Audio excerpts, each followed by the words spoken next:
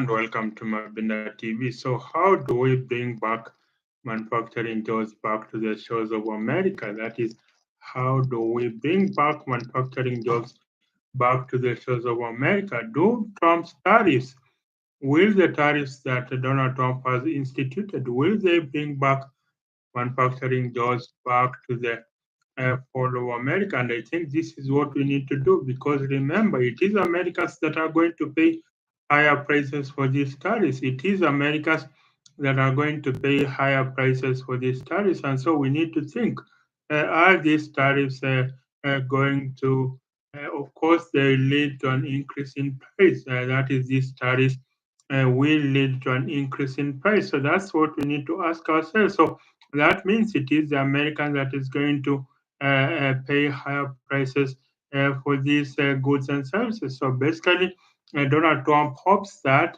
by increasing the tariffs on foreign-made products, that will increase the competitiveness of the American-made products. Remember, Donald Trump says the American brand is not competitive. That is, the Made in America brand is not competitive. So basically, he wants the Made in America brand to be competitive, and that's why then he has sought to, that is Donald Trump has sought to increase the tariffs on foreign-made products. And so, of course, what will Americans need in order that the prices of goods increase? That is, what will Americans need so that the prices of goods increase? And I think that's what we need to ask. Basically, I think it needs to be of high quality, which it already is. The Made in America product is of high quality, but also it needs to be of a cheaper price. And so, of course, if these American-made products will be expensive, then basically they will not sell in the market. The American will not just rely on patriotism to be able to sell. It has to make a sense to the pocket. And so, of course, these tariffs will make foreign-made products to be expensive, and so that can increase the made in that can then make the made in America products to be able to be affordable. So, of course, and remember, the beauty about manufacturing jobs is that they employ everyone from a grade 2 dropout to a high flying doctorate holder. That is, the beauty about manufacturing jobs is that they employ everyone from a grade 2 dropout to a high flying doctorate holder. So, of course, that will form up the middle class. That will form up the middle class, and that is the way we are going to increase. The middle class in America has been disappearing because largely the design is being done in America and then production in low wage countries such as China. And I think that is the problem with our manufacturing system. That is, you have the design happening in America, like for iPhones, for instance, the design and marketing is in America, and so the production is shifted off to China. And so then you see that this does not augur well for jobs to be created in America. And I think if manufacturing jobs are created in America, then that is the way to increase the competitiveness of the American products. And I think if that happens, then basically we are going to witness a rebound of the middle class. Remember, the middle class is thinning out because manufacturing jobs, it is not competitive to manufacture in America. And of course, you have Trump's economic advisor Navarro saying that for much of American existence, it was funded by tariffs. That is, you have that is the Trump advisor Navarro saying for much of American existence, it was funded by tariffs, and so of course it is not a new thing. Income tax only came in 1913. Income tax only income tax only came in income tax only came in 1913, and so I think that is the way we are going to ensure that tariffs increase the production of goods in America. And so I think right now what we need to do is to be able to have Americans increase that is buy the made in America product. And I think the made in America brand is simply not competitive. And I think when you have America instituting such high tariffs on Chinese made goods, and I think that makes American products competitive. Of course, Donald Trump had started. Donald Trump had started Donald Trump had started the tariffs during his first term, but then Corona disrupted that, and of course, the Biden administration maintained the tariffs that Trump had instituted. Of course, you had Donald Trump blocking the sale of American steel to Japanese steel making company, that is Nippon Steel. And so, of course, this issue, I think it's even xenophobic, that is all protecting manufacturing at home. But then the question is, will the American manufacturers shift production back to America? That's the question. Will the American manufacturers shift production back to America? That's the question that we need to ask ourselves. Will the American manufacturers shift production back to America? I think you have Apple. Apple saying it will invest about $100 billion in US in domestic production. Of course, you have other companies joining in. You have Nvidia, you have Intel.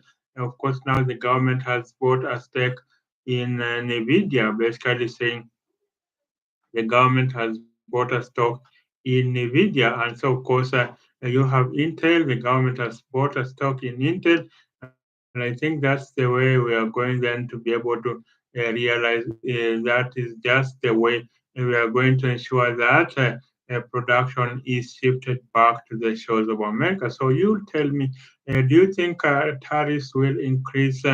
And do you think tariffs will increase the production of will increase domestic production? Do you think higher tariffs on foreign-made products will increase production back at home? So you let me know in the comment section. So I think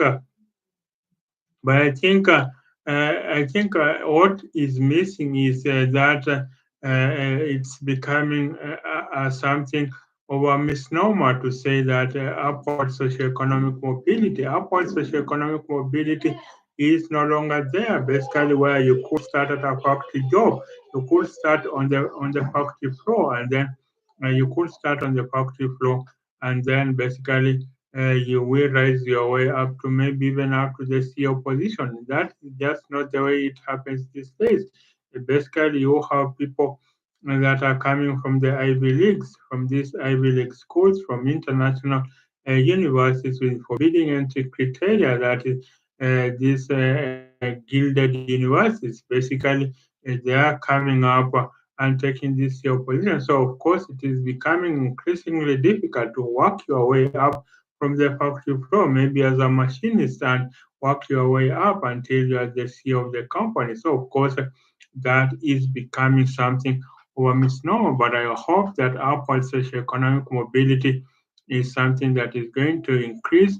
Upward socioeconomic mobility is something that is going to increase, and I think that is the way we will be able to increase upward socioeconomic mobility so that someone can start low, and someone can start from a factory floor job and then rise their way up. That is, we need we need that upward socioeconomic mobility so that you don't have parents of children of poor parents inheriting poverty and children of rich parents inheriting wealth. That should be something that someone should work hard on. Wealth acquisition should be something that someone works hard on. And I think that's the way we are going to increase upward socioeconomic mobility. That is the way we are going to increase the ability of companies to be able to, the ability of American to be able to rise from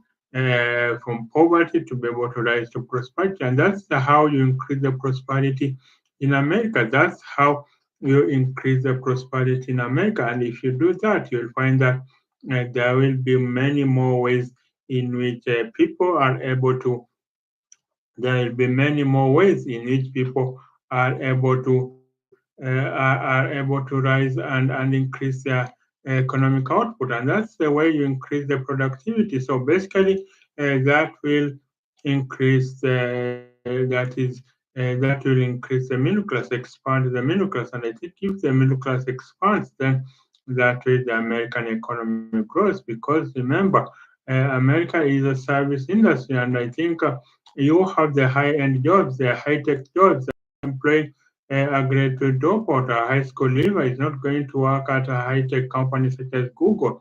And so those people go to work for McDonald's where these companies don't have the position to be able to, these companies don't have the position to be able to hire high school leavers or even elementary school leavers. So basically, I think that is the way that we are going to increase upward socio-economic mobility. And if we expand the middle class, then that is the way we are going to have if we expand the middle class, that's the way we are going to revive the American economy. So tariffs in a good way, I think. Of course, it sounds protectionist, and of course, you can have a decent towards a lower bar when you have countries instituting trade tariffs against each other. You could have that is going down the drain, and I think what needs to happen then is a negotiated settlement. Of course, you have EU leaders coming up, striking a deal. You have Japan, you have China. Of course, the highest tariffs are on Chinese-made products because I think America has a trade deficit with China of about $400 billion, and so of course that's money that is coming out of America going to China. And of course, you have Donald Trump. And I think you even have Donald Trump centering his foreign policy on trade. Basically, he is a businessman. Remember, he came from business. So you have Donald Trump centering his foreign policy on trade. And so basically, you will have basically you will have this foreign policy of Donald Trump is centered on trade, and I think that's how he is going to ensure that is the diplomacy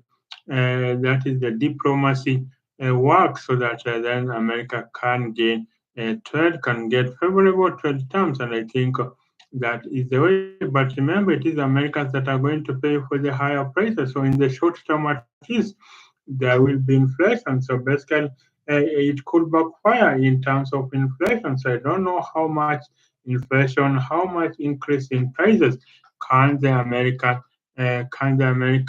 take in? How much increase in prices can the American take in? And I think if that happens, then I think if the prices are too high, then it could break a bone. So basically, this is something that should be applied gently. Don't apply too much force because it will break the American economy. Don't apply too much force. Just go with the flow. Don't apply too much force. Just go with the flow. And I think that's the way we can make the case. That is the way that we can make the case that then higher tariffs will lead to higher tariffs will lead to more domestic production, and of course the short-term pain of inflation notwithstanding. And I think that's the way we will be able to have more Americans to be able to purchase, to be able to that is create jobs right here at home in America. And I think that's the way that will create manufacturing jobs in America. So let me know in the comment section. Do you think higher tariffs will lead to domestic production and the increase in manufacturing jobs, and so that will farm up the middle class? And that will form up the middle class. Of course, much of that will depend on Trump's strength on negotiating trade deals. And of course, that's something, of course, remember, Donald Trump wrote the book out of the deal. So basically, he is using his negotiation skills as a businessman to be able to make sure that Americans are not ripped off by foreign countries. So that will depend on productivity, high productivity, and of course cheaper products for the made in America goods. So that's it for now. Bye for now. Till the next time. Bye for now.